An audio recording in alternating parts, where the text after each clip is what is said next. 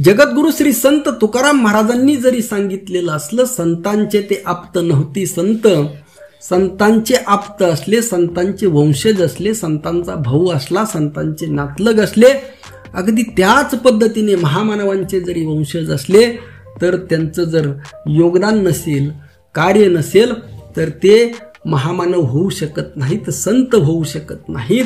आणि हे प्रत्यक्ष जगद्गुरु श्री संत तुकाराम महाराजांनी सांगितलेलं आहे.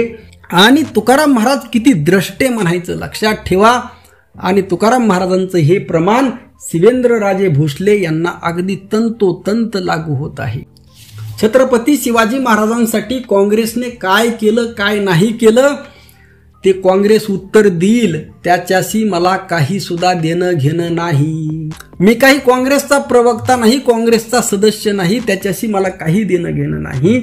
परंतु ज्या पद्धतीने भारतीय जनता पार्टी छत्रपती शिवाजी महाराजांची बदनामी करत आहे, अहो आम्ही तर त्यांचे सर्वसामान्य रयत आहोत, मावळे आहोत. आणि आजही जितकं प्रेम बाबासाहेब आंबेडकर छत्रपती शिवाजी महाराजांवर करायचे तितकं प्रेम आम्ही छत्रपती शिवाजी महाराजांवर करतो. ते एक नातं आहे. आम्ही ते विचाराचं नातं इतकं काळजामध्ये असं घट्ट करून ठेवलेलं आहे. आणि त्यामुळे आम्हाला वेदना होतात कोरटकर बोलल्यानंतर. आणि तुम्हाला खुशाल गाढ झोप त्या कोरटकरच्या कुशीमध्ये जर लागत असेल तर काय म्हणावं, तुम्ही कशाचे वंशज काय, आम्ही तुम्हाला काही मानत नाही. तुम्ही आता लोकशाही आहे, तुम्ही राज्याचे कॅबिनेट मंत्री आहात आणि तुम्ही छत्रपती शिवाजी महाराजांची बदनामी करणाऱ्या गोटामध्ये सामील आहात. लक्षात ठेवा, तुम्ही कुठं आहात आज? तुम्ही छत्रपती शिवाजी महाराजांच्या बदनामी करणाऱ्या लोकांच्या बाजूने आहात. अगदी त्या काळामध्ये सुद्धा इतिहास माहीत आहे. छत्रपती शिवाजी महाराजांचे नातेवाईक सुद्धा त्यांच्या विरोधामध्ये होते, अगदी विरोधी पक्षामध्ये होते, मुघलांकडे होते, आदिलशाहीमध्ये होते. म्हणजे अगदी तीच वेळ आली आहे का असं म्हणायला सुद्धा हरकत नाही. कारण ही इतकी आहे, एखाद्याने मी म्हणतो एखाद्या तुम्ही आमच्या काळजामध्ये एकदम चाकू घाला, घाव घाला, मारा आम्हाला, ते सहन करू. परंतु जे वाक्य कोरटकरने वापरलेले आहेत ते कदापिही सहन होण्यासारखे नाहीत. जे वाक्य बाब्या पुरंदरेने वापरले आहेत ते कदापिही सहन होण्यासारखे नाहीत. आणि अशा लोकांच्या कुशीमध्ये, अशा लोकांच्या मिठीमध्ये तुम्हाला अशी जर गार झोप लागत असेल, तुम्हाला जर वेदना होत नसतील, तुम्हाला जर त्या भगतसिंह कोश्यारीचं वाक्य ऐकून जर वेदना होत नसतील तर तुम्ही कशाचे वंशज आहात असं म्हणण्याची वेळ येते.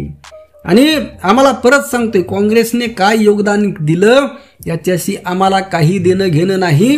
आणि भारतीय जनता पार्टीने सुद्धा काय योगदान द्यावं याच्याशीही आम्हाला देणं घेणं नाही. छत्रपती शिवाजी महाराजांची उंची एवढी मोठी आहे, तुमच्या भारतीय जनता पार्टीची सुद्धा गरज नाही, काँग्रेसची सुद्धा गरज नाही. फक्त तुम्हाला भारतीय जनता पार्टीवाल्याला असा कोपरापासून पार सूर्य नमस्कार आहे, लोटांगण आहे, नमस्कार आहे, एवढं लोटांगण घालून विनंती आहे की महामानवांची बदनामी बंद करा, छत्रपती शिवाजी महाराजांची बदनामी बंद करा. आमचं दुसरं काही सुद्धा मागणं नाही. आणि जर तुम्ही ही बदनामी बंद केली, या कोरटकरला जर भर चौकामध्ये लटकवलं, या कोश्यारी तात्यांना जर शिक्षा दिली, या पुरंदरेचा पुरस्कार काढून त्याला गद्दार म्हणून जर घोषित केलं तर तुम्हाला जाहीरपणे सांगतो, आणि सावरकर गोळवलकर यांनी जे लिखाण केलेलं आहे त्याबद्दल जर माफी मागितली आणि ते लिखाण बदललं, तो भाग जर कट केला, वगळला, आणि जेवढे काही छत्रपती संभाजी महाराजांची बदनामी करणारे राजसन्यासारखे नाटकं आहेत, अशी अनेक नाटकं आहेत. आणि हे जे काय चाललं आहे शिवाजी महाराजांचं मराठ्यांचं रामदासीकरण, हे जर थांबवलं तर आम्ही याच्यानंतर मरेपर्यंत भारतीय जनता पार्टीच्या विरोधामध्ये ब्र शब्द सुद्धा काढणार नाहीत. आणि मग तुम्ही खुशाल, तुम्हाला काय काँग्रेसला नावं ठेवायचेत, कोणाला ठेवायचे ते ठेवा, आम्हाला काही देणं घेणं नाही. आणि खुशाल राजकारण करा, मंत्री व्हा, आमदार व्हा, मुख्यमंत्री व्हा, काय व्हायचंय तरी व्हा. आमचा लढा त्यासाठी नाही, आमचा लढा हा शिवरायांच्या सन्मानासाठी आहे.